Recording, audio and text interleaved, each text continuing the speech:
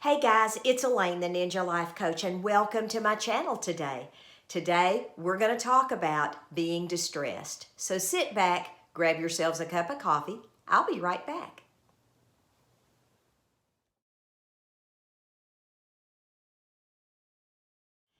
Hey everybody, I'm back, and thank you so much for being here today.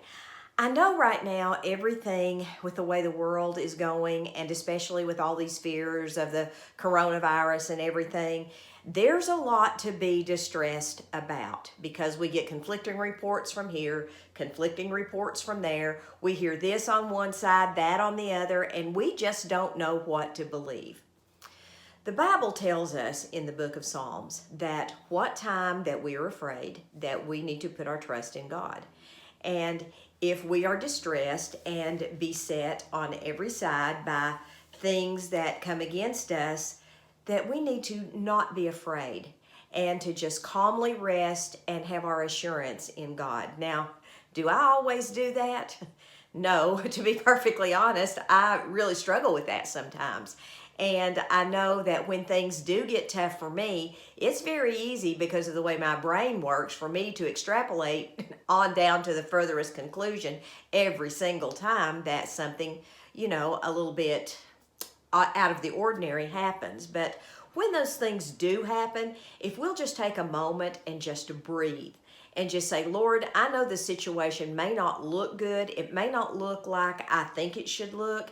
And it may be something that could be quite fearful if I think about it or I look at it from strictly a natural standpoint. But Lord, you are the one that holds me in the palm of your hands. And it is in you that I live, I move, I have my being. And I just place my trust in you, regardless of the circumstance, regardless of what comes down the pathway for me. I place my trust in you. And that's not easy to do sometimes, but if we just try that, our circumstances that are really bleak all at once, they seem to be a little bit lighter. Now, the first thing we can do when we're going to place our trust in God is we're going to have to pray. We're going to have to take that step and make that commitment to pray, because sometimes that's the furthest thing from our minds that we want to do is to just, we don't want to pray. We want to panic. But don't panic. Instead of panic, just pray instead.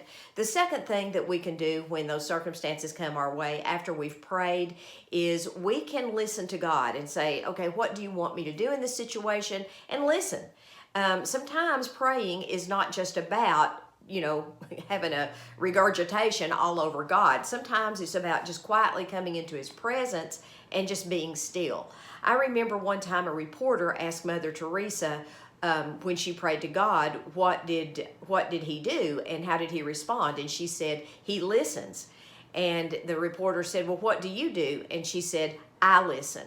So that's kind of the way it is with God. He listens to us, but we got to listen to him too. So just listen to what he says and do it. And that's not really hard, but it's sometimes difficult for us humans to do. The last thing we can do is we can just turn our attention and turn our care and turn that worry over to him. And when we do, we don't need to pick it up again. And I know sometimes I have actually laid something at the feet of Jesus, seems like 50 times, and then I come back and get it again and take it home with me again. But we don't need to do that. We need to lay it there and leave it there and walk away from it. So right now, when things seem to be really distressing, and when we are, maybe troubled by things that we're hearing on the news media or maybe even in our own families, we need to just take heart and realize that God has got us in the palm of his hand and he loves us and he cares for us. And does that mean nothing bad is going to happen to us? No, that doesn't mean that at all, because the Bible tells us very clearly that rain falls on the just and the unjust. So we don't know what's going to happen. I don't know what's going to happen tomorrow. I don't know if I'm going to be here tomorrow, and neither do you. But if we are still here tomorrow, we have to trust that whatever happens tomorrow, that God is taking care of it, and he is the one who is ultimately on the throne. Guys, hope you guys have a wonderful week. I'll be praying for you guys. God bless you. Maranatha. Love you guys.